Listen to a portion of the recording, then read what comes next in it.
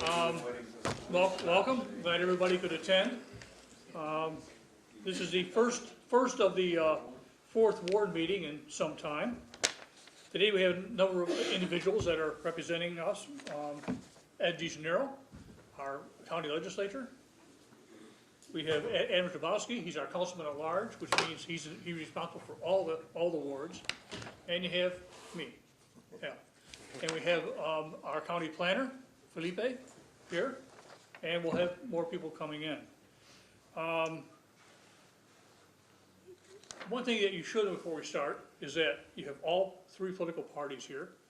There is no party ideology, and what makes us similar, other than the fact we live in the fourth ward and city, is that we're all soldiers and Marines, all serving veterans.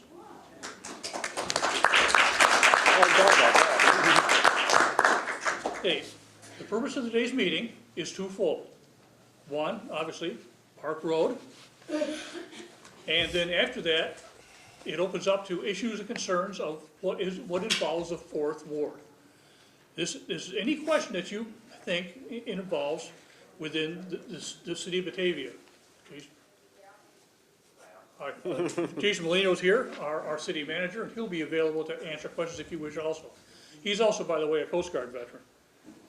So, we're going to talk about Park Road, your issues and concerns. There's a petition here. There's some proposals of what could be done, what may want to be done. We want to hear your ideas. Nothing's off the table, and there's nothing here that is fixed. When we talk to the Park Road, the Downs people, Mr. Nolan, they're very receptive. They're willing to listen to anyone who has an idea. So nothing has been set in concrete. There's no agenda. We want to hear your ideas. We'll hear their ideas later on, and we'll go from there. Nothing will be done without public approval by law. Felipe, did you want to speak a little bit about what's going on? Sure. Like Al said, I'm Felipe Oltramari, the planning director of Genesee County. The process right now is at the town level. They're going through the SEQR process, which is the environmental review. One of the things they have to look at is whether the project will have an impact on the environment. The state law that they have to do this. Each board that makes a decision, a final decision, has to go through the SEQR process in the state. And the decision that the town board, Batavia, is facing is whether they want to close the road. So that's the action that they're undertaking SEQR for. So they've actually solicited, one of the first steps they have to do is solicit for lead agency status, which means they are addressing all the parties involved, all the interested agencies, that they want to be the decision-making board on that process, that they will do the environmental review.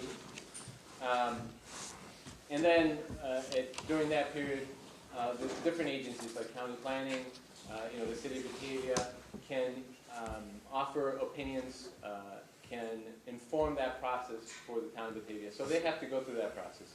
They have two options. They can go through a negative declaration, which means that they believe the project will not have an impact on the environment, and then that's when the SEQR process ends. Or they can issue a positive declaration, which means that there might be potential for a moderate or a large impact on the environment. At that point, they would have to undertake further studies, such as a traffic study, that kind of thing, and alternatives would have to be looked at and investigated. So that's a lengthier process. Obviously, the developers never want to go through that process, but it is a better process for everyone. I believe that that's probably the better way to go, because you get to flush out some of those alternatives to the project, and you get to see, the impacts and study further things like traffic and things that you may need more information on. But it's really in the town of Batavia's hands for the decision-making body at the time. So that's what's happening right now. There's also, if you're interested, there's an article on Buffalo Business First about the project. Looks like, to me, the pedestrian issue is really not the main issue. The Downs really wants to create a bigger entrance, something that links the different things they're planning on doing, a poker share and, you know, different things to link a hotel and their parking lot to, you know, kind of create a grand entrance. I think that's the plan. They call it a $5 million project. So that's really, I think, what the project, closing the road is about. I think that if someone tells you that it's really about pedestrians and trying to save, I don't buy that, so I just want to let you know that. But I think it's really about that project, but it's really in the town of Batavia's hands right now. Okay. At this point, Ed, would you like to say something? Well, I think, you know, obviously, I'm not 100% sure, but I think this is wards 4 and 5, and obviously, the situation is of concern on the west side of the city, and so that's our concern. I live on the west side of the city, and our primary concern, as I understand it, is that if Park Road is closed, the logical bypass will be our city streets to get to West Main Street. And, you know, I've always been under the opinion that we pay taxes, that's our home, we mow the lawn, we take care of our house, we raise our families, that's our sanctuary, that's where we belong, that's our privacy. If we are having that violated, I'm gonna protest about it. I don't want a parade of cars so that I can't even pull out of my driveway. And so, you know, that's a concern of mine as a resident, it's a concern of yours, I think, as a resident. So we want to try to do everything we can to help alleviate any of those circumstances that might lead to that bypass situation.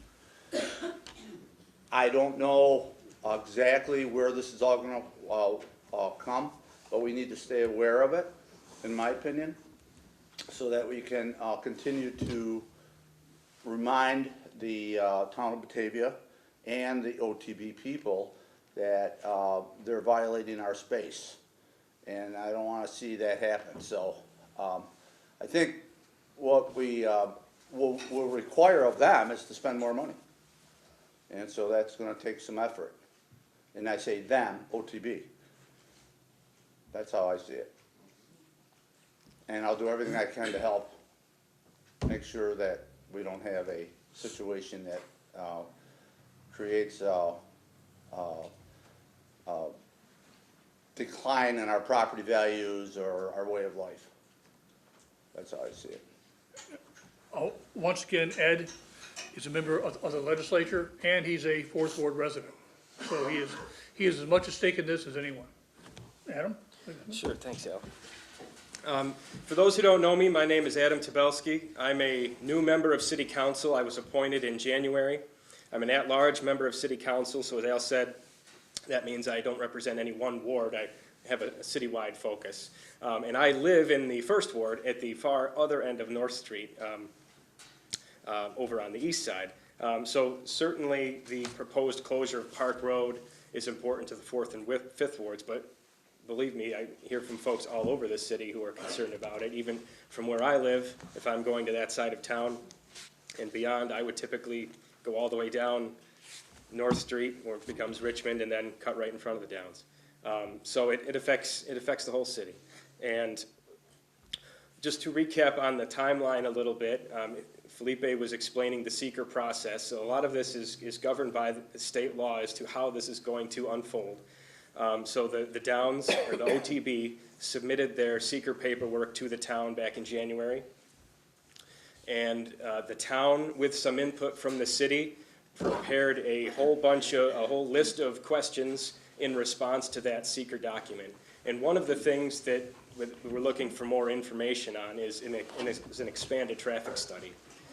An initial traffic study was done, but really only focused on a couple of intersections right in the immediate vicinity of the Downs on either side of the facility. But our opinion is that that traffic study should really encompass the residential neighborhoods in the 4th Ward and beyond. So that's what we're hoping for, and that our letter went back, or the town's letter went back to the Downs on February 17th. So it's about a month from now, and I suspect the Downs is still trying to figure out how they're going to respond to that. So those are a couple of points I wanted to make, but I'm looking forward to hearing what everyone else has to say. Okay, now that you've heard the politicians speak, let's hear about you. Sir. Thank you, and thank you for having this meeting so we can voice our opinions on this. The topic I came here to discuss today is the proposed closing of Park Road. It has many layers to it: economical, political, public safety, quality of life, and more for sure. In an effort to be brief so that everyone can talk, I'm not going to try to deal with all of that right now. But it seems to me the main reason to change the status quo is a concern over safety of the customers of Batavia Downs as they attempt to cross Park Road. That's what's been publicized and what's been talked about, either when they're getting into the business or leaving. To me, this is a legitimate concern, so legitimate in fact that it should have been discussed in greater detail when proposing the newly designed entrance and considering issuing of the building permit that allowed it. There are multiple parties involved in the process, and the dangers that are now a concern now should have been raised long ago, not allowing the issue of that building permit. Now the same parties are involved with telling the public that the best way to fix this is to close Park Road. It may be the easiest and most expedient answer. However, you'll forgive me if I don't have great confidence in their ability to choose the manner in which this is resolved. This move would absolutely create safety issues elsewhere. Why would we trade one issue for another? I'd like to remind everyone that the operation of Batavia Downs has been operating under the current road conditions for many years, and the current traffic situation as well. And all of that was there before the operation was taken over by OTB. They knew the situation before they started to operate there, and before they put the current gambling venue in to draw more people to the facility. So it brings to mind the thought that there may have been some behind-the-scenes agreement in place to transfer control of this section of road, and that this agreement has been placed for some time. I do understand why the parties involved would like this answer. The town gets a big check, and the business can do the things that will enhance the experience for their customer. The problem is that this will, as backed by evidence, create other issues that will both generate other safety concerns and certainly quality of life issues in the surrounding neighborhoods. This point has been disputed by the parties involved by the citing of a traffic study, which is conjecture at best. This states that there'll be a minimal impact on local streets and roads. It also, in this thing, have proposed a building of a new fire substation, which to me confirms that there is concerns about safety that will arise from this move. Nelson Baker has delivered to the City Council photo evidence of the traffic issues on Redfield Parkway alone with just a 2-day closing of Park Road to repair a scaffold. In the past, crossing of Park Road was handled by crossing guards that were hired to control traffic. It worked for many years. This solution would create the opportunity for the hiring of people for jobs in our community without closing Park Road at all. In addition, the speed limit could be lowered as it is in school zones to slow down drivers, which certainly would make it safer. The addition of a stoplight at the entrance could also be considered to control the flow of traffic. I have listened to several other ideas from my neighbors as we've discussed this topic at length, as you might expect, that would be viable alternatives for the proposed closing of the road. It seems to me that the choice being made is the worst possible way to find a solution to the problem. These are only a few of the ideas that should be considered as alternative methods to gain safety that is sought here. My point is that we just went through a process for the second location of Dunkin' Donuts where the owner was sent back to the drawing board several times to change his proposal and make it better for the surrounding community. Why should this be any different? I realize that the ultimate decision lies with the town of Batavia, and I reside in the city of Batavia. However, we are all members of a community, and my rights and my quality of life should not change due to the fact that my residence loses representation in this matter by a few hundred yards. I'd like to remind those politically connected to pay attention to what's going on nationally due to the fact that the political process is undergoing a referendum for the involvement of all special interests. Government is designed to be of the people, for the people, and by the people. With due respect, it does not mention business or special interest. I'm asking for some common sense representation in this matter in a situation that if the money was removed from the equation, most involved know that is a bad idea, whether they admit it or not. I would also add, if OTB is offering $1 million for this action, no doubt it is worth many times that. Thank you for allowing my time to voice my opinion. Please do what's right. Thank you, sir.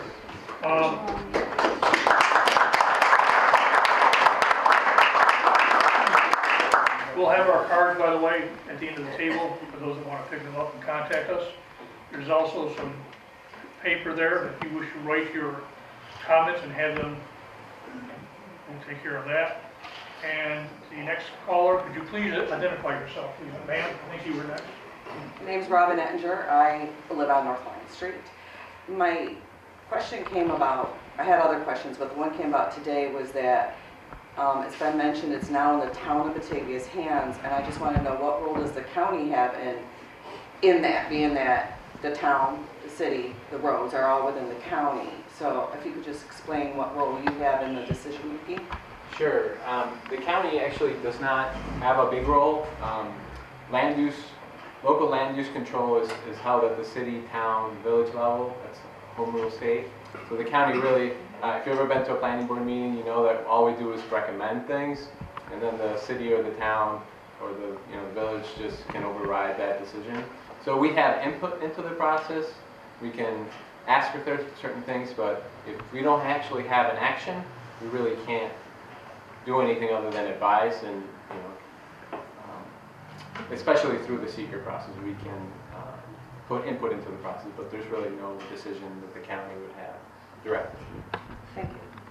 We're not washing our hands of it, Pontius Pilate of it, but you know what I'm saying? I As one of 9 county legislators, I mean, I was a city councilman for 10 years, and I know that, I'm sensitive to my district.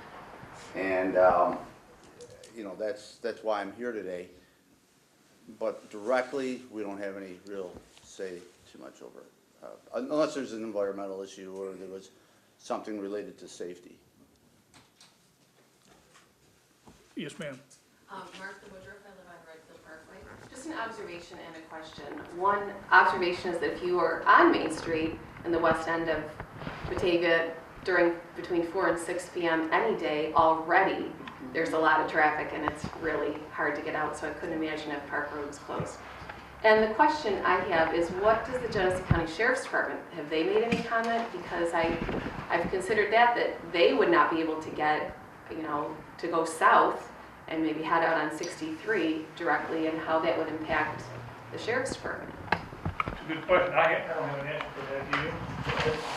Well, again, that's a safety issue, and I'm sure that would have to be, when the final plans are discussed, and, I think the Sheriff's Department, along with fire, will have their say on it. And if it is a hindrance for them to get from point A to point B, that can be overcome, then I'm sure they're going to require it. Yeah, it's not a state highway, by the way, either. Park Road, so the Department of Transportation, as I understand it, is maybe involved with some of the intersections, but I don't think they have too much to say over. I mean, if we tried to make that a 6-lane highway or something, they probably would say, "What are you, crazy?" You know what? I don't know. I don't know to anything beyond what we would do as far as the safety. And when I say environmental, I'm thinking ecologically more so than it's an environmental impact if the traffic is relocated. Yeah. Ma'am? If I could just add, so technically, as this is outside of the city limits, the Sheriff's Department is the first responding law enforcement agency. So one of the many bits of information that the town has asked for from the Sheriff's Department to help them review the proposed closure is a 10-year history of vehicle and pedestrian accident data from that, from Park Road right in front of the Downs there. Because part of the original justification that the Downs had for closing the road was to improve public safety. Whether or not that's a valid concern, that information has been requested, and a lot more information is going to be coming out as the review process continues. So, sorry to interject. Good morning, everyone. My name is Nadine Benz-Grant. As I go daily past Batavia Down, you will notice signs on either side of the street and say something like stop, slow down, pedestrian, walking. And I don't think there's been a driver going by or coming away from it that just forgot about the customer, said, well, listen, you're too slow, I'm just gonna speed up and go on by. I think everyone has been respectful of those entering and exiting the premises, and that seemed to be working quite well. So where there need to be changes in terms of closing down to make room for their business is absolutely wrong. It is a danger exiting out Redfield, coming in and going out that exit. It's not safe at all.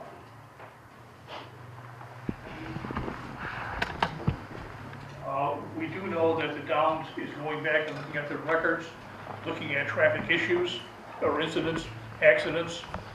And while Mike Nolan hasn't released that information yet because they probably haven't finished collecting it, I'm sure that the city is looking at its records, if it was involved at all. And I'm sure the sheriff's department will give input to that very question. And there, in the original seeker submission that the Downs made in January, there was some information related to safety incidents that occurred right in front of the Downs there.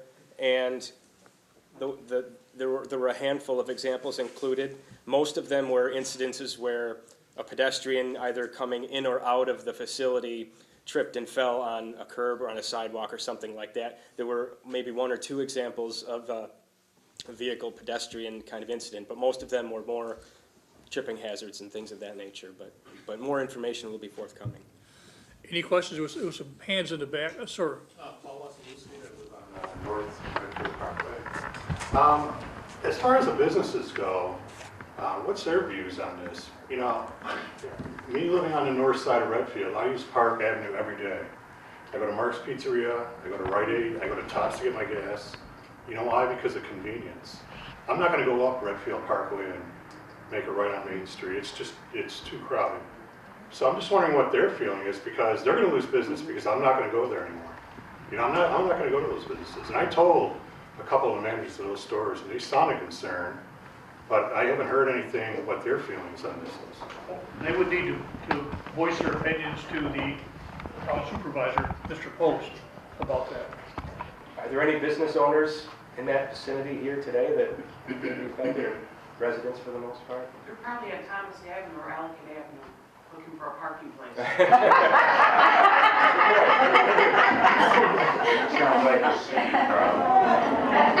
Okay, who's next, sir? My name is Nick Zinni, I'm a Redfield resident. I think I heard what I expected, that a lot of this hinges around the environmental study. So I can ask several questions, and maybe it's to you. How is a traffic study specified? Is that a state recipe? And who does it? Who hires the service? How do we know we're going to get an objective traffic study, and is it going to be complete? I know how I define it. Yeah. I'm an engineer, I know how I do it. Well, traffic studies, different parties can have, any party can commission a traffic study. The city can, the town can, OTB can. Usually during the process, that is taken care of by the applicant. The town shouldn't have to pay for a traffic study for a, project for a particular business. That should go on that applicant, because they are the ones, putting forward the project. So usually, it is the applicant who hires the firm to do the traffic study. But traffic studies do have guidelines. They do have standards they're supposed to meet. And there are other parties that review that to ensure that it's being done correctly. So the town engineer at the Town of Batavia would review it. If the city wanted their engineer to review it and issue opinions, they could.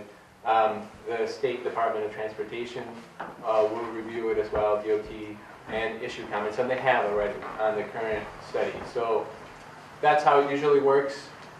Traffic studies are an art a little bit. There can be, as a planner, I'm not an engineer, and sometimes there's a little back and forth between planners and engineers, because we can tell sometimes you can massage numbers here and there and try to get your outcome, and we see that all the time. But yeah, there are safeties, safety checks, because you can have other engineers take a look at it and ensure that it's being done correctly. But yeah, I can understand, when the little bit of a conflict when the applicant is actually doing that study. There was a suggestion, and Mr. Nolan, I think, looked favorably on it, that they would cord the existing roads, traffic roads, Richmond, Redfield, the roads, and temporarily close off Park Road to see what the impact would be. Now, that, we don't know if that's gonna happen or not. Mr. Nolan indicated that he thought it was a good idea when it was brought up to him by, I think Nelson Baker, who, by the way, there's some other paper that shows another route. And there's also a proposal here if you want to look at that on the table. So, once again, this is preliminary, but we need voices. And if you feel you aren't getting it, jot down a question, make sure we get an answer to you. But that's one way. Anyone else? Anyone? I have a suggestion. I'm sorry, was there something? I live on North Line Street, so I'm the first street after the intersection of 98, and my street became, when I moved there, the CVS was not there. So my street became the turn off for everyone to beeline to CVS, so they don't have to deal with the 98 intersection. I live on Vernon, so I know what you mean. Okay, so I'm hoping that our streets then become part of that traffic study. They are. Because sometimes, it's like, well, these ones are closer, these ones are far away. And when they had talks about a restaurant going down on one of the other side streets too, I said, my street has to be considered in that too, because literally, people do not open the intersection so you can turn down it. I'm guilty, I passed my own house to go to CVS because I don't want to deal with Route 98 and go up that way. So I do feel that there are going to be the local people who are going to unfortunately end up being part of the problem. And if you've ever been to Tops shopping, trying to get out onto Route 5, I am guilty of going down Parkway because I would rather wait for people crossing that intersection, and you're right, people are very respectful, than have to deal with the traffic in that one little clustered area. So I do have concerns about all of the streets starting from 98 over being included. And that was mentioned to Mr. Nolan. Okay. By the way, I do use your street to go to CVS. And so that, that does concern me because people will say, well, everybody's talking about this, and people will say, well, they'll make accommodations, and once they learn, they're not going to do that. Well, once they learn how to avoid something that they don't like, they're going to keep going down that path. And we'll see. So, I'd like to just make a quick comment. As a planner, we are, trained in the history of development and things like that. And one of the things that you should know about your city is that it's an old city, right? And like all northeastern cities, they're built around a grid. And the concept of a grid is that you don't want one road to carry all the traffic. You go down south, those were built differently, right? If you go to Orlando, everybody has to drive on the one road to get anywhere, right? So older cities are built on the grid, and the purpose of the grid is that you distribute traffic through all the streets, and not one street carries all the burden. And you have multiple options to get different places. So they're very walkable, they're very interconnected. So anything that disrupts that grid pattern will undoubtedly shift that burden onto a different street.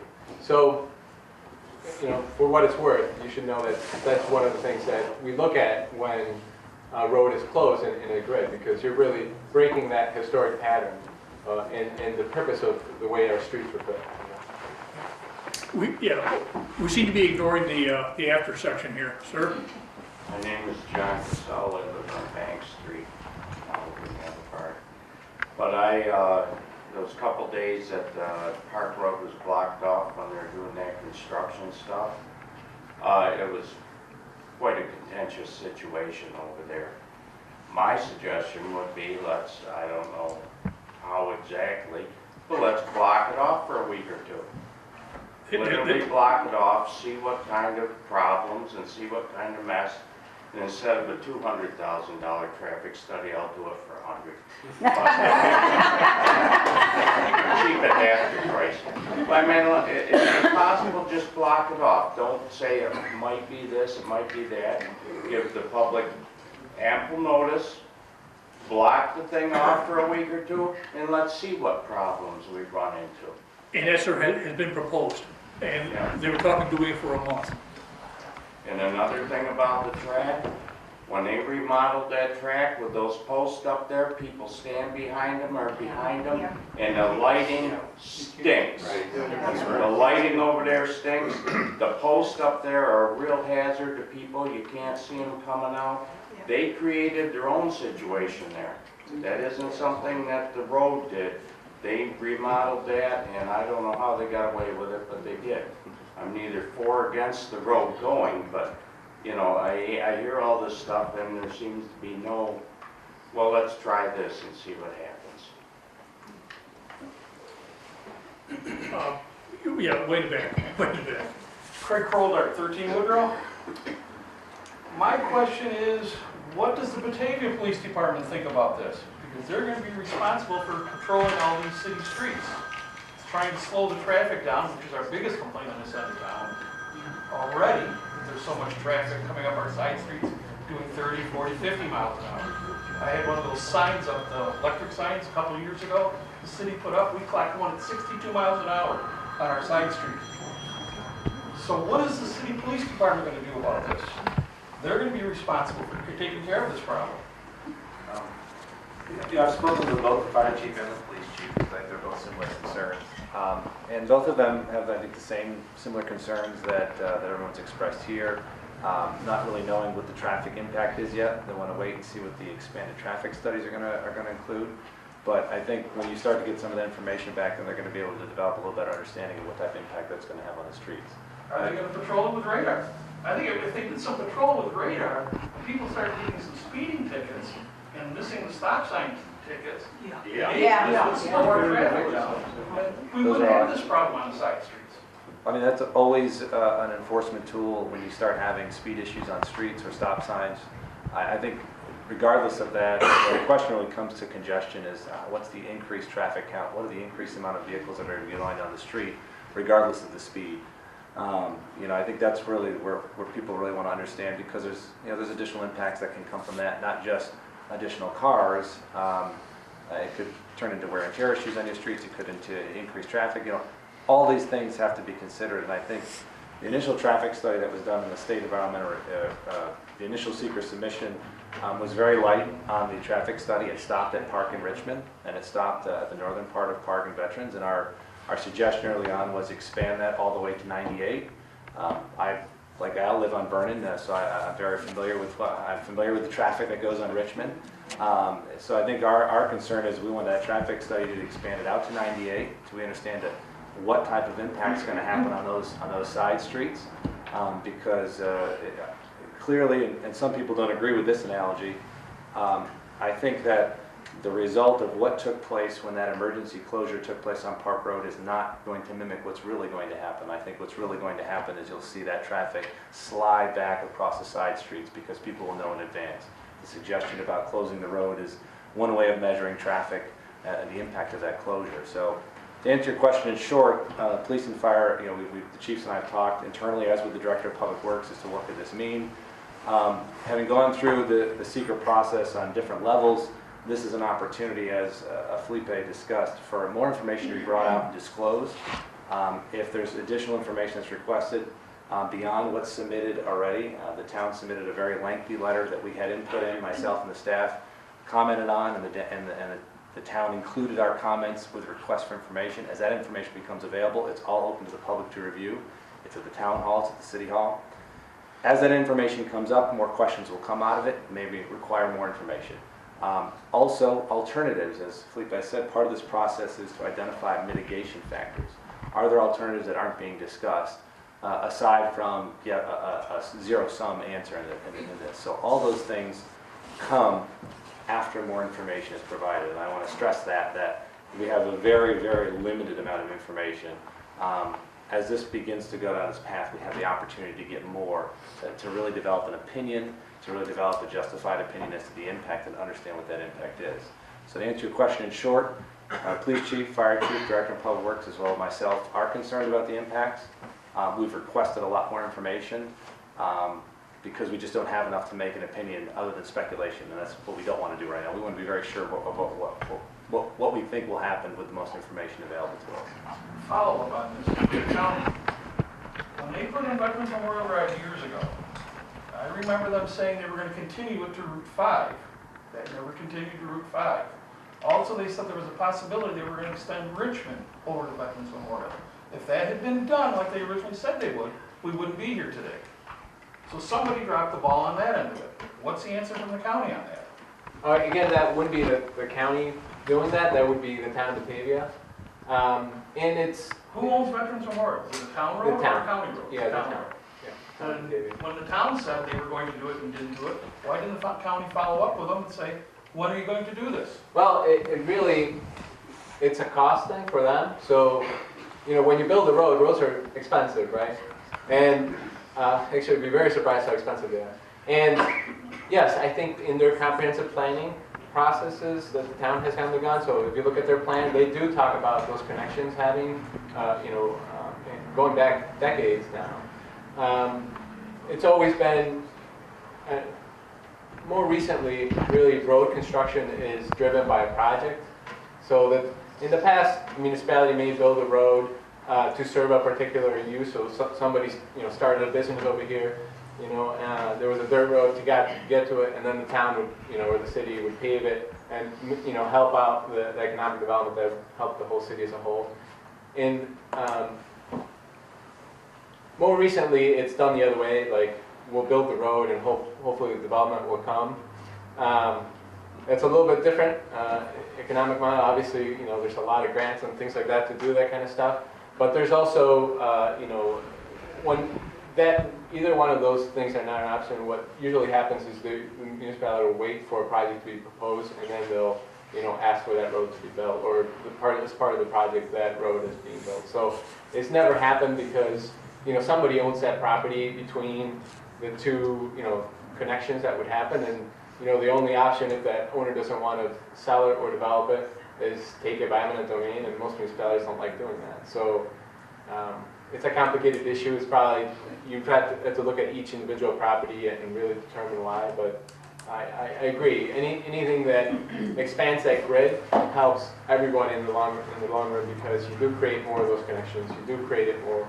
I don't know if you create a walkable over there, but it does provide for more connection, for more redundancy in case there's an accident, in case there's responders that need to get there. So there are benefits to that interconnectivity. Yes, ma'am. Yes, my name is Linda Knox. I reside on Roosevelt Avenue in the 4th Ward. And as you mentioned about Park Road not being a state highway, but Route 5 and Route 63 are state highways. That traffic currently can be just unexplainable, trying to make a right-hand turn, or left-hand turn, off a river onto West Main, heading westbound. If you're coming from the west side of town, trying to get onto Redfield Parkway at one time, which did have a traffic light that for some reason everybody decided to be removed. The traffic patterns now are just unbelievable. We're going to throw a Dunkin' Donuts into that mix.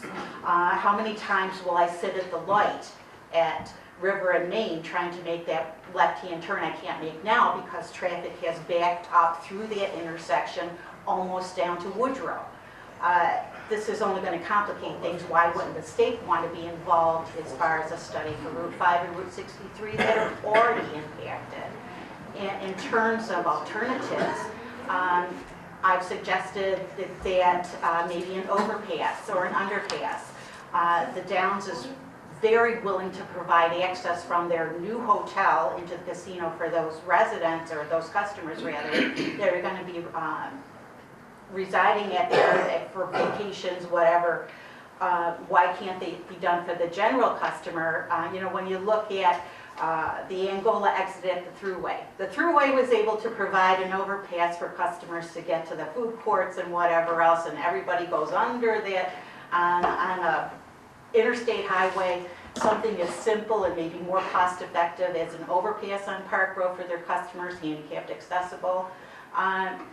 We're going to eliminate confusion for a lot of senior population that reside in the area, whether it be Redfield Parkway, the other side streets, the Havenwood, the Veterans Nursing Home, people trying to come in from the west side of the county to get to the Veterans Home. There's this confusion, and it's going to end up being mass confusion with any kind of Park Road closing.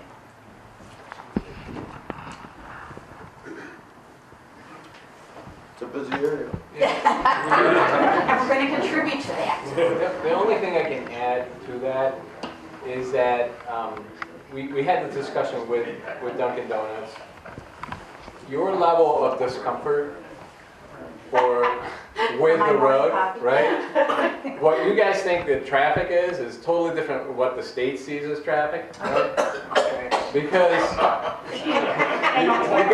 What is it? well, Traffic is traffic. right, It's cars. but you gotta think, this is DOT. All right. DOT is the same DOT that approved projects like Transit Road in Clarence, like Island Drive. No, I get that. We don't live on Transit Road. We don't want. I understand. What I'm Take your time speaking, listen to the speaker, raise your hand to speak. Continue. I'm agreeing with you. What I'm saying is that DOT doesn't see, having to wait for the light to change more, one cycle through as failing.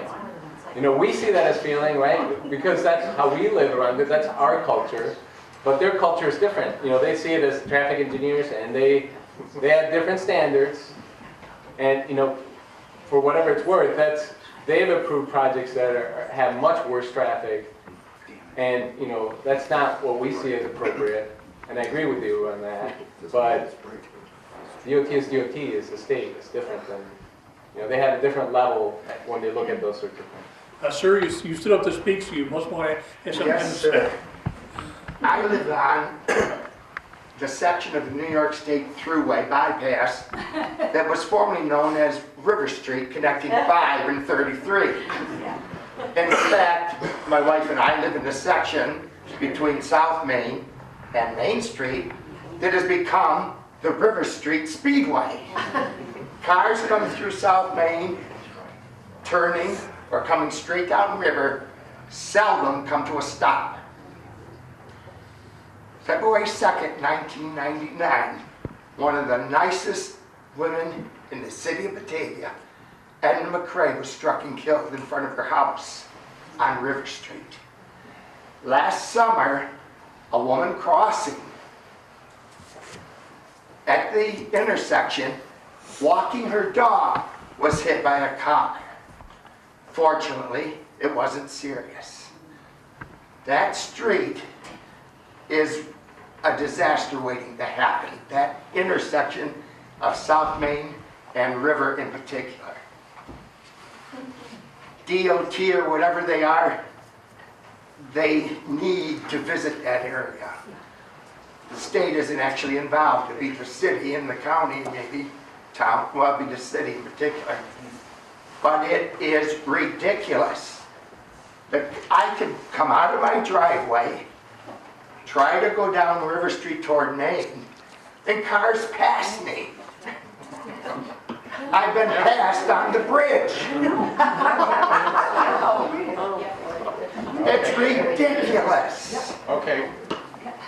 I'm one of his Across the neighbors. street. I live right across the street.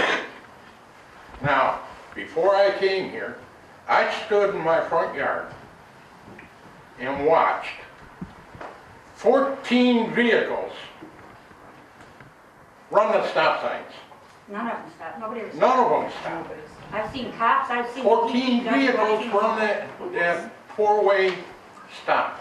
The city has been notified Yes, many times. And plus, I've been told by the DOT, who else have I been told by? River Street is considered an alternate route, and we have the highest volume of traffic.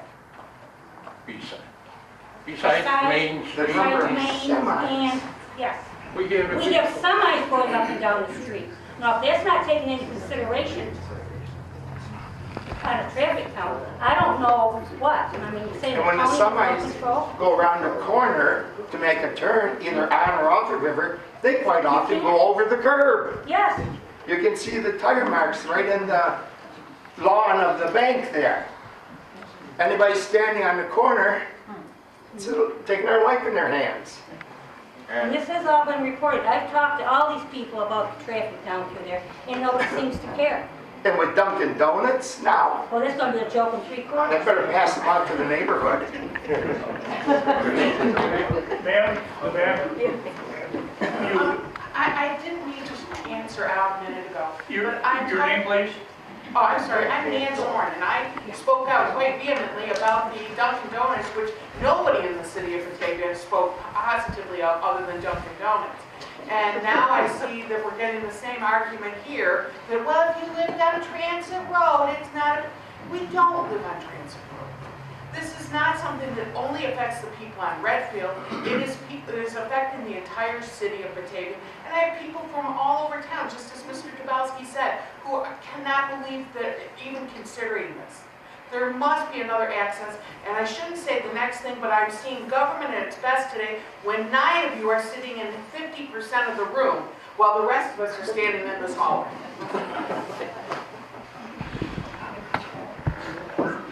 Sir? Yes, I'm Tony Kendall from Redfield Parkway.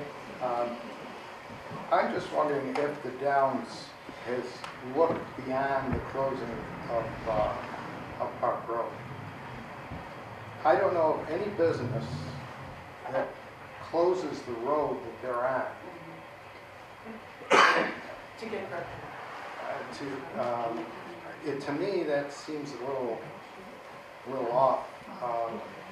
Any business would want to have a road going by their business, not closing. Now, I understand that it's not as safe as it could be at the entrance when people enter, but there are a lot of things that can be done to make it a lot safer than it is. I could mention a few. Number one, that road, Park Road, is very close to the entrance right now. They could move that road over. They could move it over at least another lane, making room for pedestrians. There's landscaping that could be done on both sides of the road, and perhaps a median down the middle to help or to give the area an appearance of pedestrian activity or a more of a residential kind of area. It could enhance the appearance of Batavia Downs considerably. Closing the road is going to prevent anyone that's visiting Batavia to go by the Downs and take a look at it and see whether or not they want to go in there or not. The only people that are going to go in there are the people that are going to go into the facility itself. Everyone else is going to be blocked out, so it's going to be out of sight, out of mind.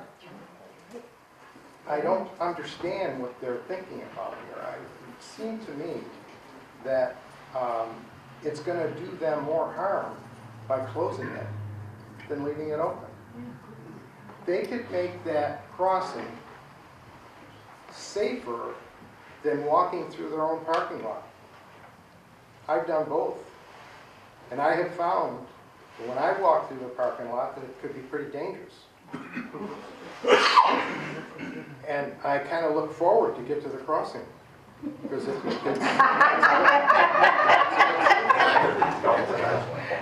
now, I'm sure some of you too have been to Las Vegas.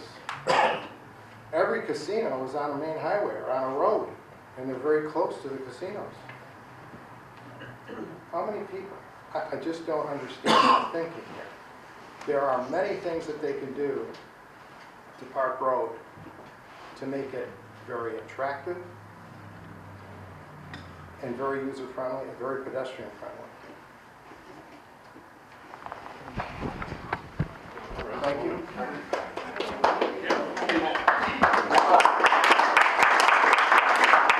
I have a quick comment on that, and you're right. We actually suggested a few things to do. There are lots of places where people and cars coexist just fine.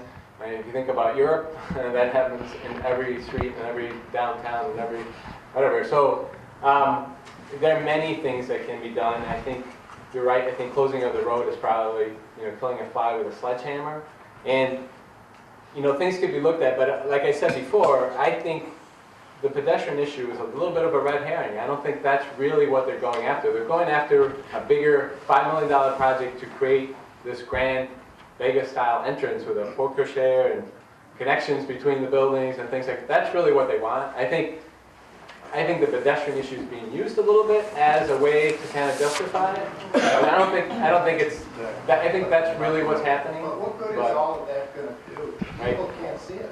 I mean, the only way you're going to see it is you got to go there. I mean, you want to be able to pass by it, I would think. They're not in a position. They don't have the space and the room to do all that they want to do. And then just one other thing on River Street. Speeds on residential streets, it's always about the width of the road. It's just how comfortable that driver is when they drive down the road, right? So anything you can do to make it less comfortable, and if you build a giant runway down a street, it's straight, it's wide, people are going to drive as fast as they feel comfortable. Okay, any enforcement or even those signs that say you're driving this fast, if you have to put one of those up, then your street's designed wrong. It's too wide. That's usually what happens. Whenever I see someone complain about the traffic being too fast on the road, number one reason is because it's too wide of a street. All right? If you drive on a really wide street at the speed limit, you feel like you're crawling. It's uncomfortable sometimes. So that's one of the things that has to be addressed. What we started doing, these roads weren't wide to begin with. We started applying suburban standards to roads. After World War II, there was this feeling that the wider the better. We can get the big fire trucks down. We can drive as fast as we want anywhere. And so we started applying these suburban standards to roads. So a lot of roads got widened. And then they realized that actually has an impact on people because cars start going faster. It makes it less friendly. So there are a lot of things you can do to slow cars down on Park Road and on other streets as River Street.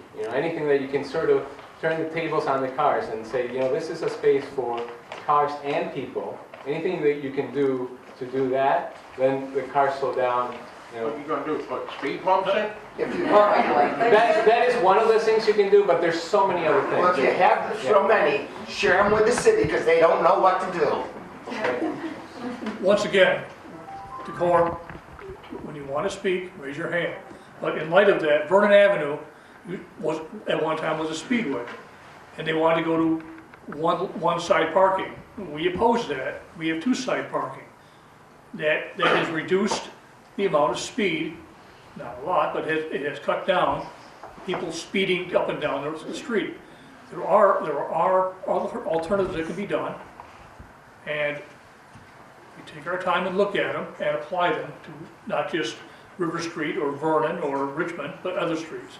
Ma'am, you had your hand in the back. Okay, I'm Carol Foster, River Street, and my big thing at this point is the traffic at the intersection of River and South Main. Now, we have had so many times, by the time people get to our house, which is the second one toward Main, 300 feet from the corner, they're going close to 40 or 45 already from the corner because they don't stop.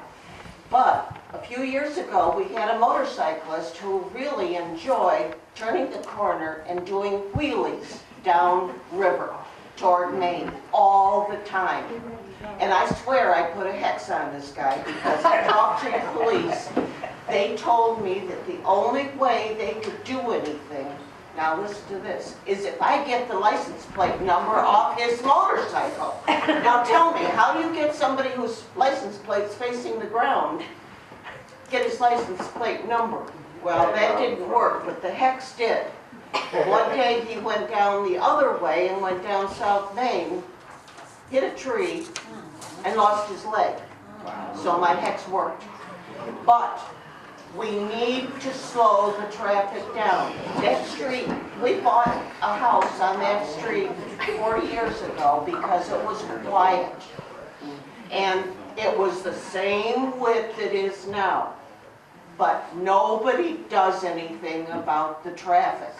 Now, if those semis that go down, and Ed knows what that's like, if those semis that go down... I've been there 39 years.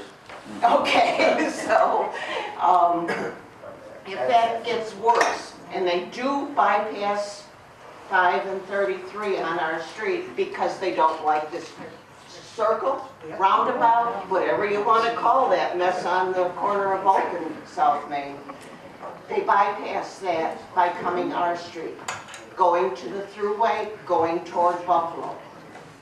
Now, we'll have one stoplight west of North Lyon on either side of the street.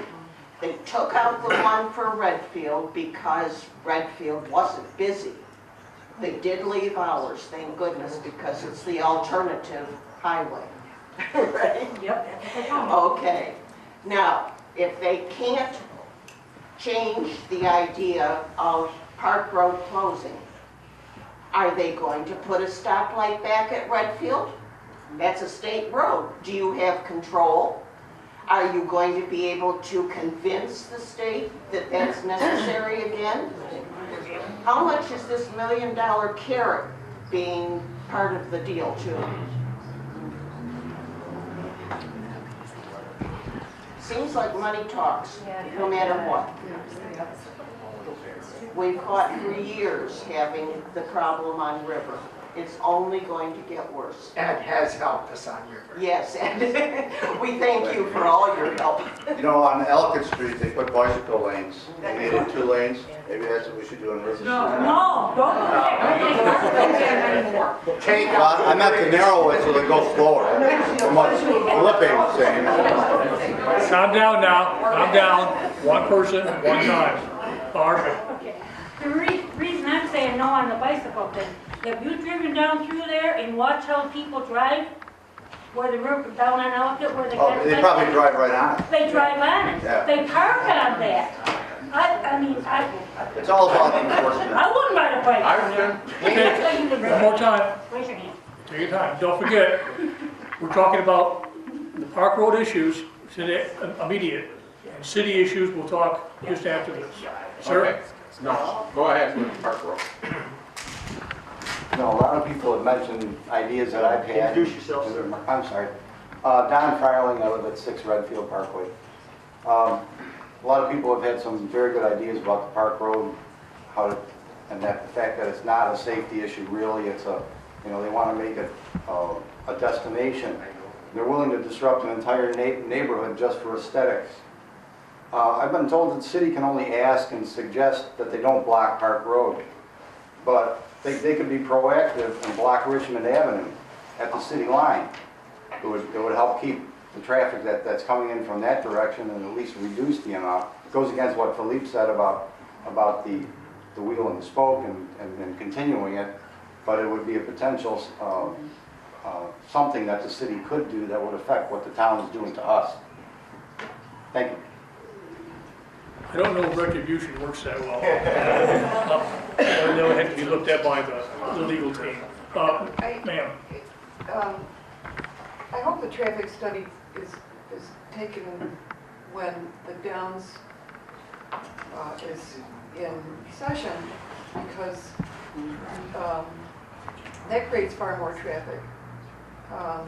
This summer I noticed far more horsemen going up and down Redfield Parkway with their trailers in and out. And I'm not sure, but where is the entryway going to be if Park Road is closed for the horsemen to bring their horses and trailers in? Is it Redfield Parkway to the north section of Park Road? I assume that entryway wouldn't change. I mean, that's a good question. I haven't asked that question. There's 2 things in the traffic study that I wonder about, is that the fact that Dunkin' Donuts isn't there yet, and I realize that Dunkin' Donuts says they're not going to create more traffic, they're just going to capture traffic. But that traffic has to stop too and get out of where they are, so it's going to create more congestion. When the track is in session, that creates more traffic. These things should affect the traffic study. Ma'am, behind. I'm Margaret Alton. I live on Redfield Parkway. I know that we've been talking about the traffic, which is a very important topic. But I would like to introduce the topic of the atmosphere, that this might change the side of the city, that the Batavia Downs used to be a small, sort of quaint little racetrack. And once the OTB took it over, they want to turn it into this big Mega Million Las Vegas facility. Now, what is that going to do with the atmosphere on our side of the town? And what's it going to do to the city in general once we start getting all the people coming in to stay in this hotel and we don't know? Is there going to be crime coming in? What's this going to do to Batavia, to the city? So you're worried about the quality of life. Right. And our property value too, I'm worried about that as well. Again, that's a question that I can't answer. As many studies that were done when this has moved into a community, something that's big, what it's done to the areas around, quality of life in general, property value, has any of that been taken into effect? You know, those are all good questions. I don't have the answer for you right now, but they're legitimate questions to ask that come with facilities of this nature, and what does it mean to, you know, in the direct perimeter of it, within 500 feet of it, 1,000 feet, 200 feet of it. I don't have an answer for you right now, but it's a good question to consider. Hey, I'm Bill Frey. My wife and I are residents of Redfield Parkway for 37 years. I'm a veteran. I go to the Veterans Hospital a couple times a month, but obviously I don't have any trouble getting in and around. However, last month I was talking to two of my veteran friends from Oakfield, Alabama, Clayton Fry, Danny Waterman, and another gentleman, Joe Cassidy. And they brought it up to me, actually, about they're not real happy about this proposed road closure, because when they come in from Oakfield, they just like to pull right up Park Road, Richmond, go to the Veterans Hospital. You know, so as us veterans are getting older, you know, why should things be made more difficult for us? You know. Again, those are good questions. That they're valid. They need to be answered, and it wouldn't hurt to inform our state legislature about it. Our assemblyman, Steve Hall. Sir. Well, because I have family that lives in Las Vegas, you know how the Las Vegas Boulevard, because of the traffic, how they solved the problem getting one side of the street to the other, they built a huge walkway over the that boulevard. So you can go from one side to the other side. They have escalators going across, so they could build a bridge leading from the parking lot right into the casino and not have an issue, not even having to close Park Road. I do know that Mr. Nolan has spoke up about the prospects of a overhead, and it has been declined. Next question. By who? Again, I can't answer that. Been declined, he said. It was an internal issue. Those are questions that need to be asked the Downs. They have the answers for them. Next question. Again, anything about Park Road? I do have, this is what I originally came for. I absolutely hate paying taxes. That's not a surprise. I complain about taxes all the time. I live in the city. But I do think there would be value in the city being proactive and doing smaller studies. Like, you're passing Vendetta Stadium, you've got Notre Dame School, you still got the Robert Morris. Those are high volume for children. And if those side streets become the preferred way, you have to take that into consideration. Just not the people who live in those areas, but you know, the people coming in who are regulars. Like I said, we do have children, so maybe a series of surveys with the schools, just something to be more proactive. And then when they come in, they say, look, we have this concern from Notre Dame, we have this concern from our parents who use the tracks, our our citizens who use the tracks. We have this concern with maybe, because you're right, it doesn't just affect our part, it's going to affect Route 98 and those streets beyond that. But maybe do some kind of a smaller scale study that we can then say, when they have theirs, say, this is our concerns. It's not just my house on my street that's going to get taxes, it's the children who come in from different areas, the families that come in from different areas, the other hotels that are used for dairy and lake, you know, things of that nature. I think there might be value in being a little bit proactive.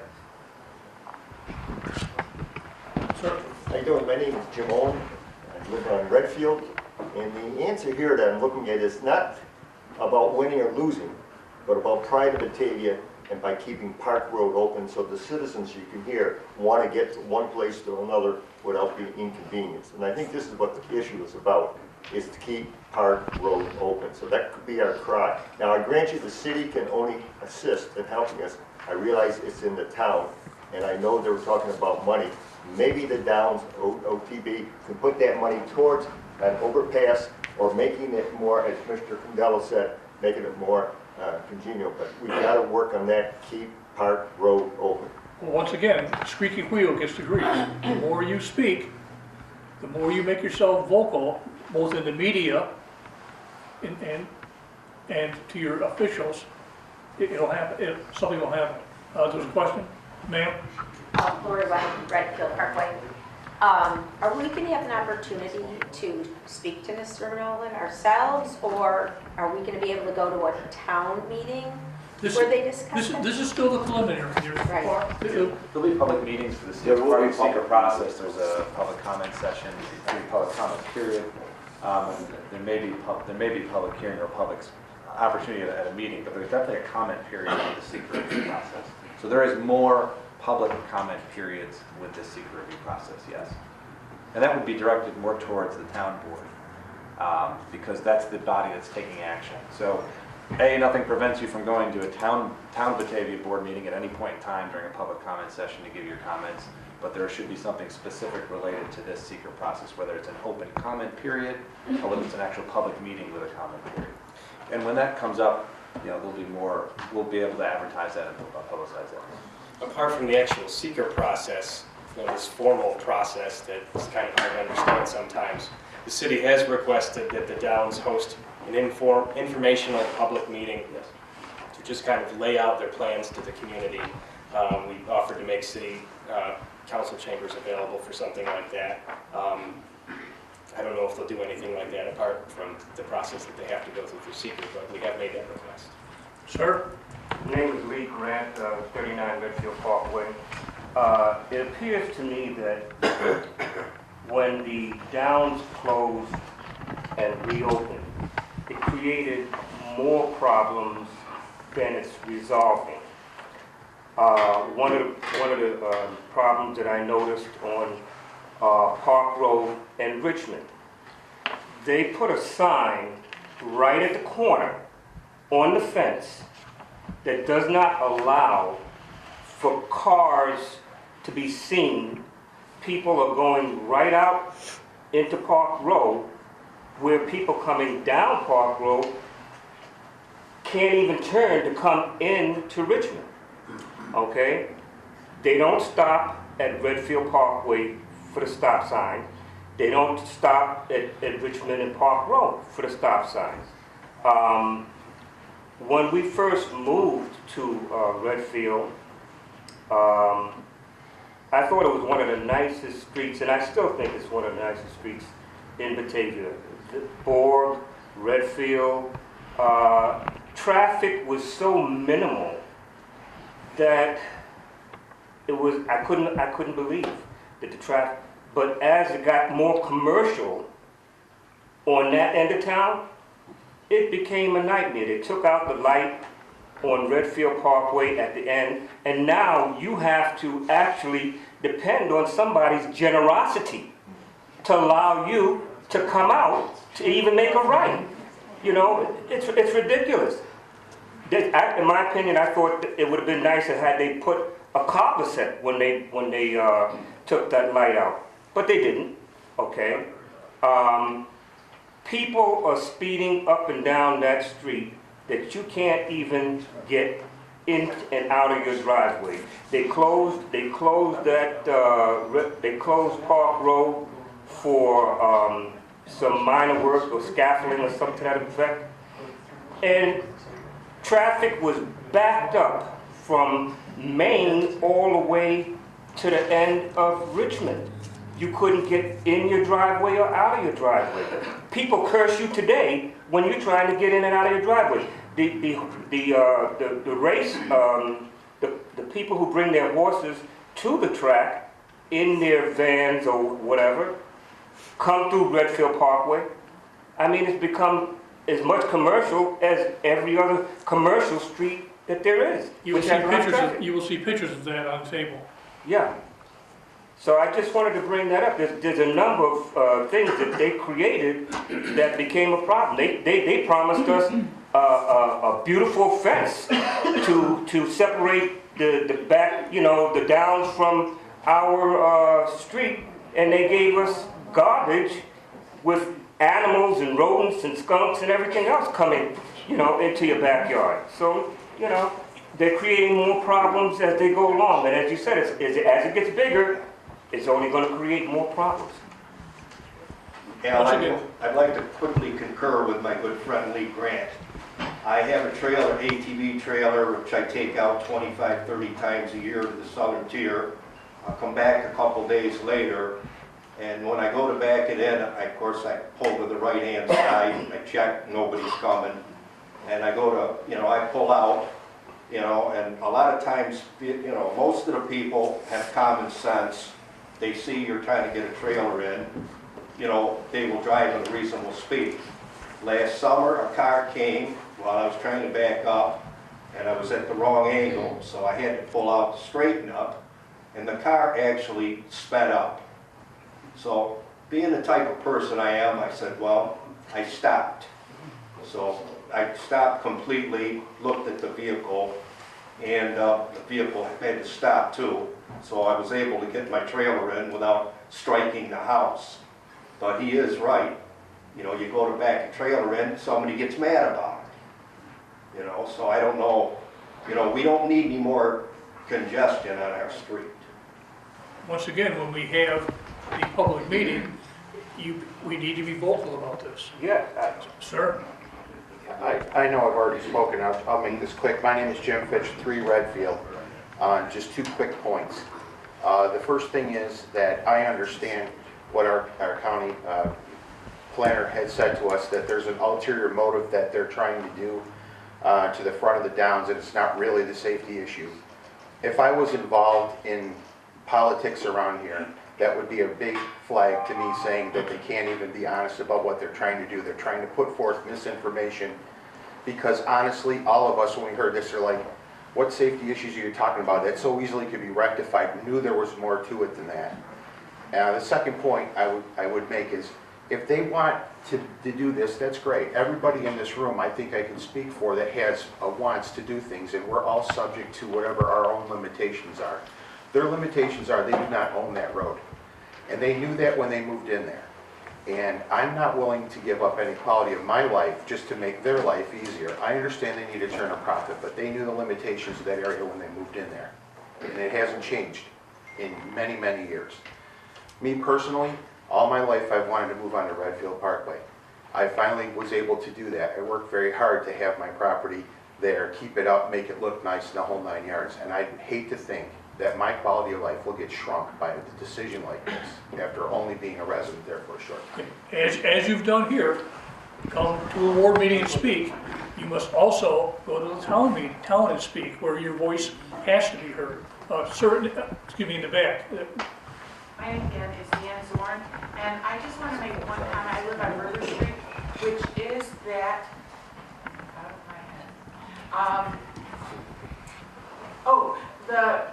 What I have heard from some people that work for the town is that if the quasi-accidents that have occurred, for instance, Mr. Post and the town engineer and other people are attacked, their names are attached to any lawsuits if there is any kind of an accident. And they're kind of tired of that. Well, you know what? It's not about you.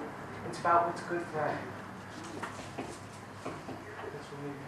When the town has their meeting, Your name, sir? Sam DeSalvo, Bogue Avenue, when the town actually has a meeting about this, are you, our representatives, going to be there with us, the people? Yeah. Or are we there on our own? No, even though we don't have we're not a town official, I plan to be there because I'm part of Fourth Ward. So I'll go there and introduce myself as a private citizen, but also as the ward councilman. But what about the city manager? I have 4 children on Vernon, so if I don't go, my wife will get off. God, I'll be there. I have 4 young children, so yes. I mean, we are in communication a lot with the town, so when that time comes up, you know, I'll attend to see what the comments are, to see the discussion piece, because I'm sure the council will want that feedback to them as well. And since my son and daughter-in-law and grandchildren live next to him, they'll be there. Yeah. So. Yes, we'll be there. Sure. One more quick is brought up. Obviously, the city has virtually no input on this.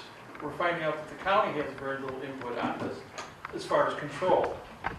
Considering that OTB is becoming a very poor neighbor, should we be going to the state?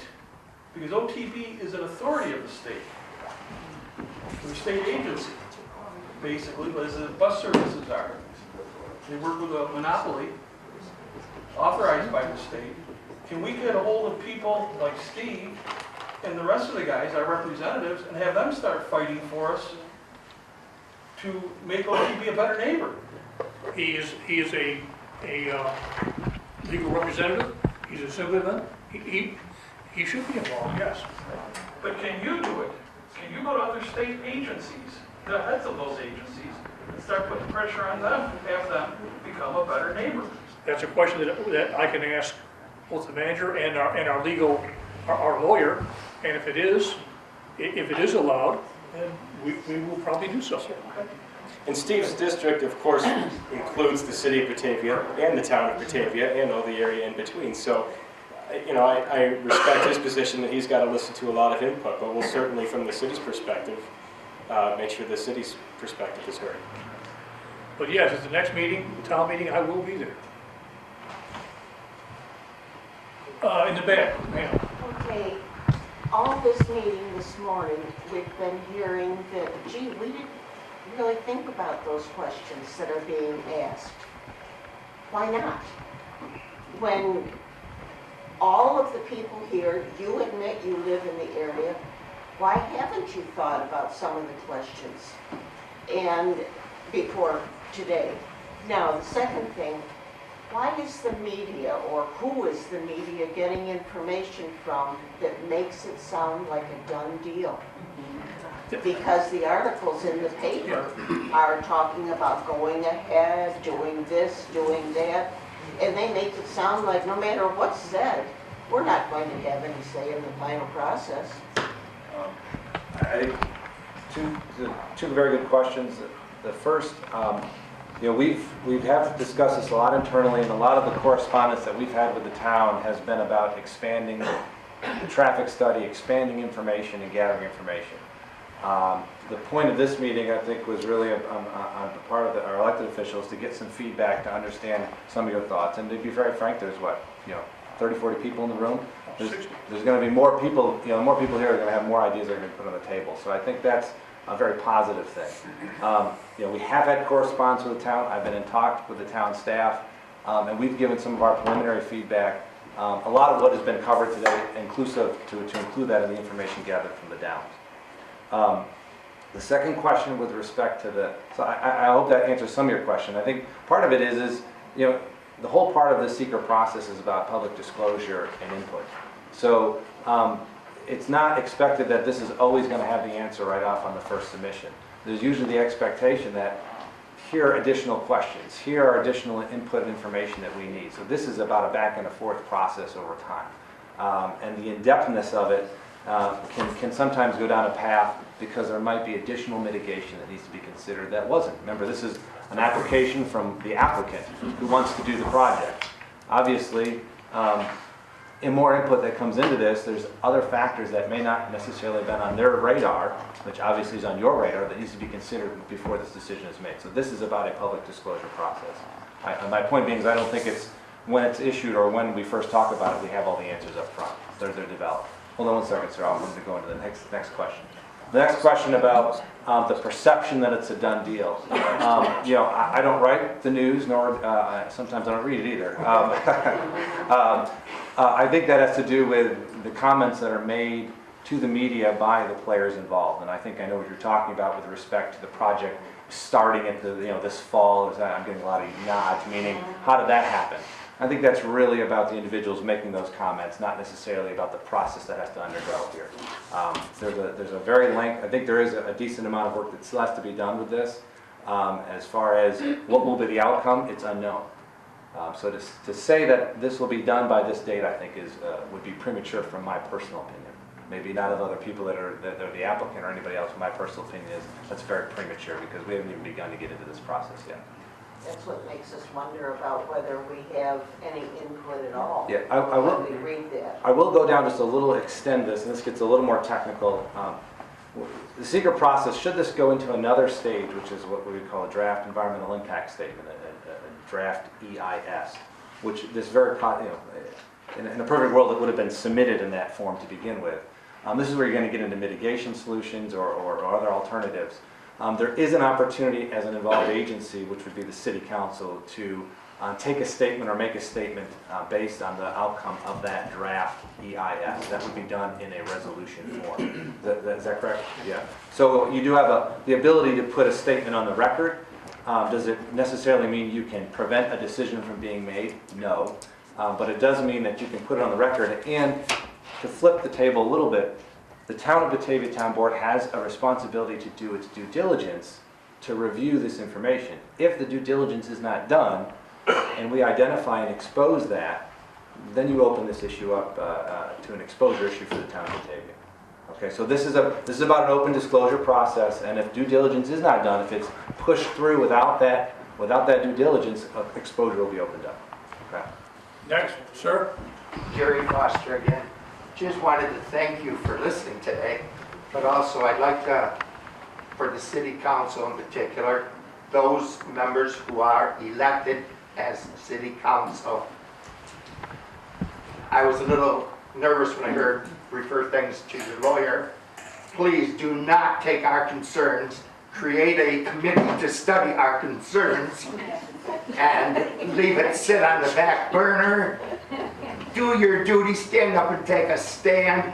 You can listen to your appointed people, you can listen to the citizens, the representatives discussing this together. Please, take a stand as the City Council on all of the issues that were brought up today. And you guys and ladies make the decision. Sir. I'm sorry, sir in the back. Yeah, just a question about the... Name, sir? Oh, Tony Kendall from Redfield Parkway. All the information that you've been getting here today, is this being recorded, documented, or something, and will it go somewhere? What happens to this? I mean, I have some notes from today's meeting that I'll probably summarize and share with the council. I've been writing notes from comments. So we'll summarize this, and this will obviously be part of our file at the city as we begin to review this issue a little bit more. But what I intend to do is summarize some of this information and share it with you. Does any of it go to the Downs? I think in our conversations it will. It's going to come out as part of the conversations. Obviously, a lot of the points that are brought up here are areas of concern and areas that we're going to want to get information about and ask questions about. So, and don't forget, you have the daily news here, you have the media, so everything's been recorded. Sir, you were next. John Bowback, South Main. Who votes? You said the town is the one that's going to be the final say on it. They're going to vote on it, correct?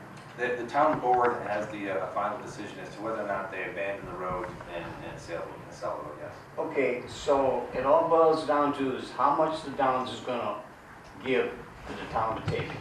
They're offering them $1 million right now. They're going to give them probably $1.5 million, maybe $1.75 million. Money talks, and that's what's gonna be the whole thing. You're gonna lose because the town is gonna get $1.5 million or $1.75 million in their coffers. Hey, why do we care about the city? It's simple as that. Money talks, and Well, again, you have the opportunity, we have the opportunity to go to a town meeting and voice our opinion.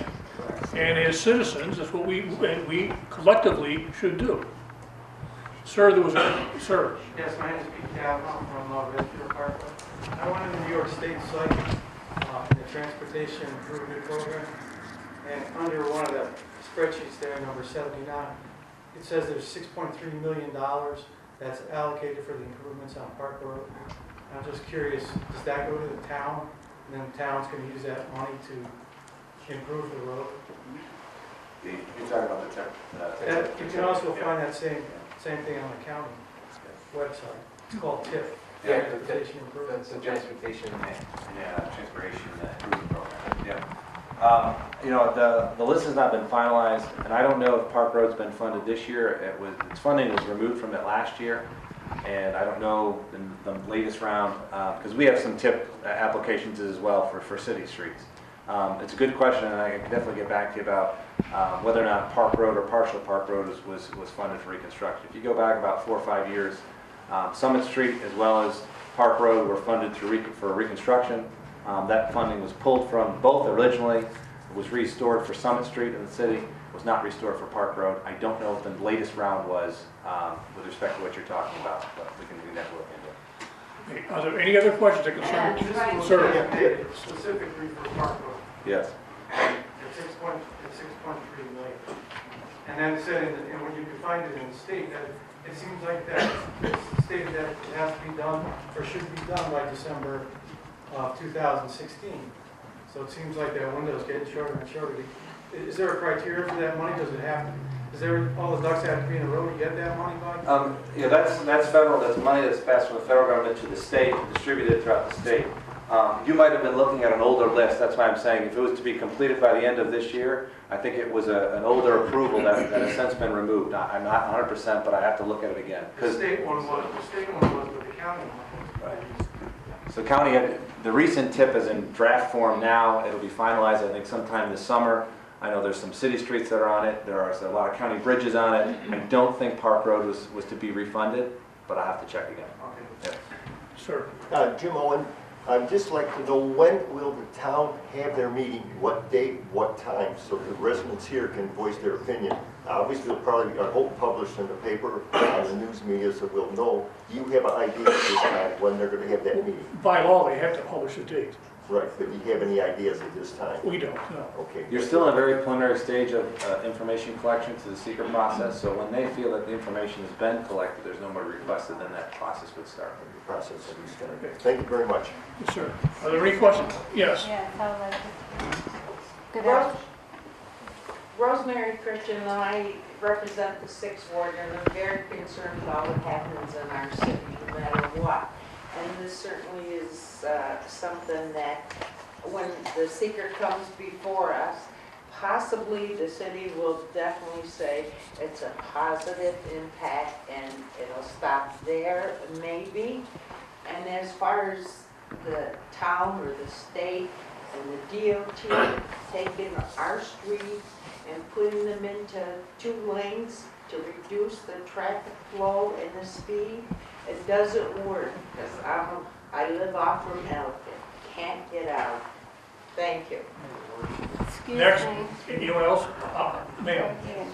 Good afternoon. My name is Athena Best Grant, and I'm reading this article, and it seems to me like, although you are hearing what we're saying, is anyone actually listening to what we're saying?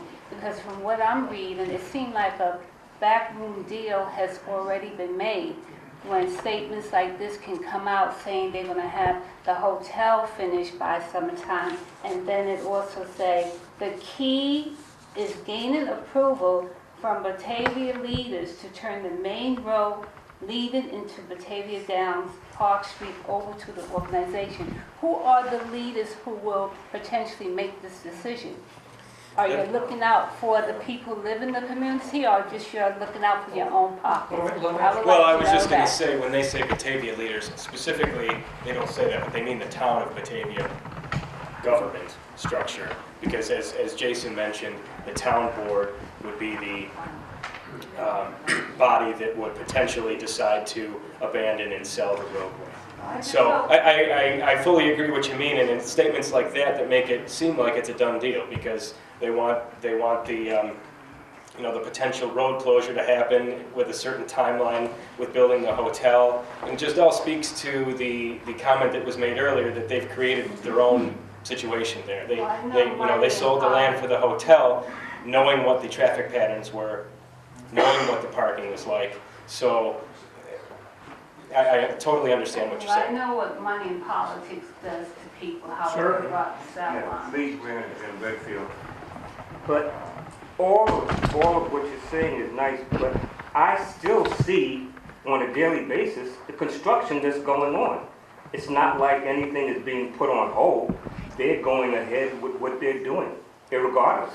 For the hotel, yes, that project is distinct from the road closure, Okay, and that's already happened. Something Right. else, you know, they do one thing at a time, another thing at a time. It's just continuous. It's not going to stop. Right.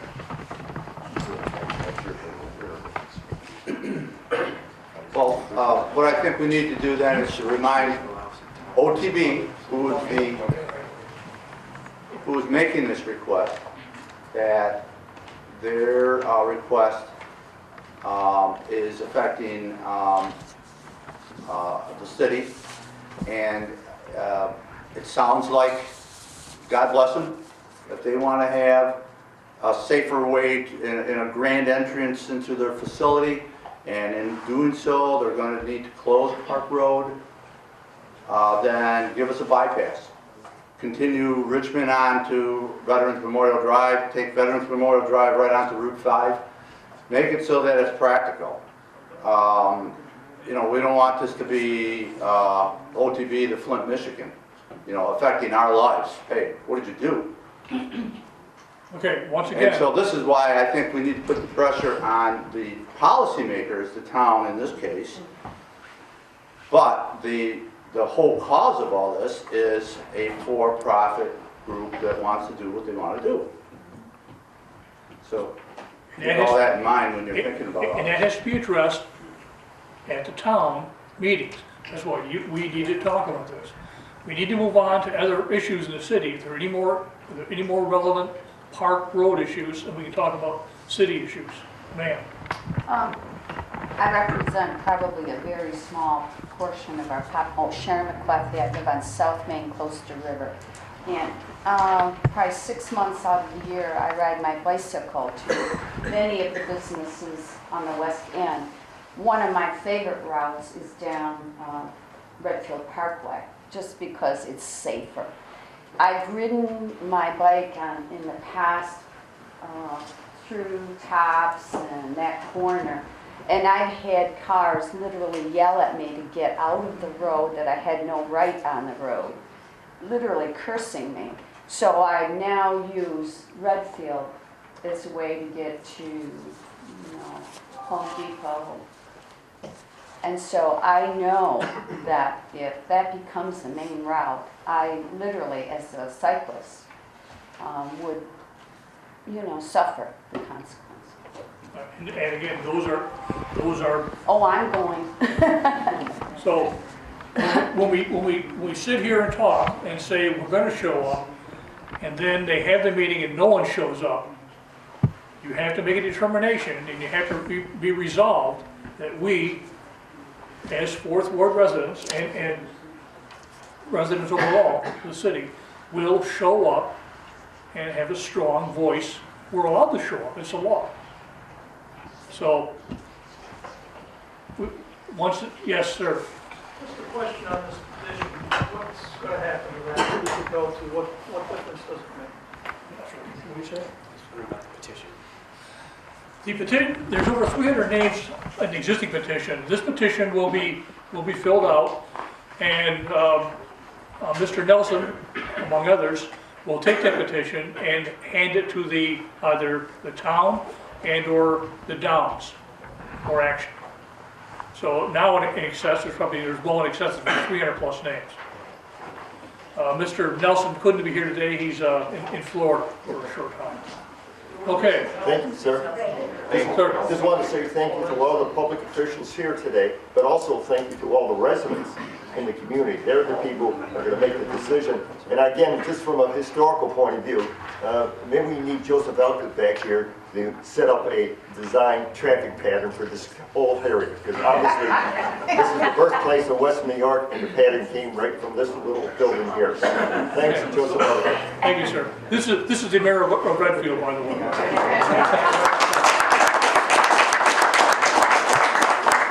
Okay. We've talked about Park Road.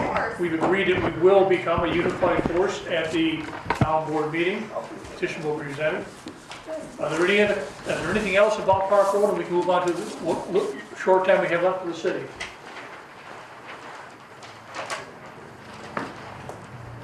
Break? Yeah. You want a 5-minute break to have coffee? Use the thing, and in 5 minutes we come back. Ma'am?